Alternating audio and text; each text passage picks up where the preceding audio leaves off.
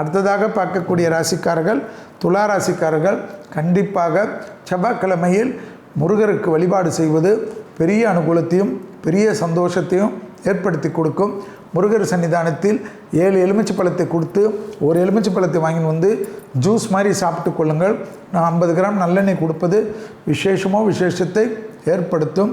கண்டிப்பாக துலா ராசிக்காரர்கள் தேக ஆரோக்கியத்தில் கண்ணு சம்பந்தப்பட்ட, தலைவலி சம்பந்தப்பட்ட, கழுத்து சம்பந்தப்பட்ட, அலர்ஜி சம்பந்தப்பட்ட விஷயத்தில் மட்டும் கவனமாக இருக்கணும். கையெழுத்திடுவதற்கு முன்பாக படித்து பார்த்துவிட்டு கையெழுத்திடுவது நன்மை ஏற்படுத்தி தரும். மேலதிகாரிகள் தர்க்கம் வேண்டாம். மேலதிகாரிகளிடத்திலோ தொழில் செய்யக்கூடிய இடத்திலோ வாக்குவாதம் வேண்டாம்.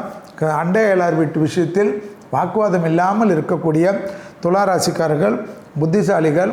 படிப்படியாக அனுகூலங்கள் நிச்சயமாக காணப்படும்.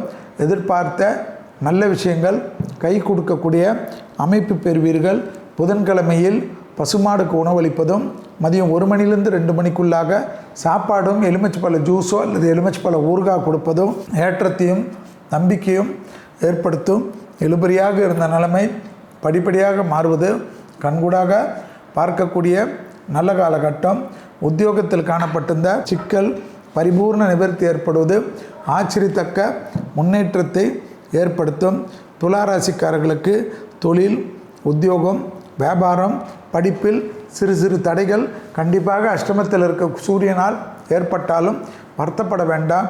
கண்டிப்பாக படிப்படியாக மாறி ஜூலை 14 மிகப்பெரிய அனுகூலத்தை பெறக்கூடிய ராசிக்காரர்கள் துலா ராசிக்காரர்கள்.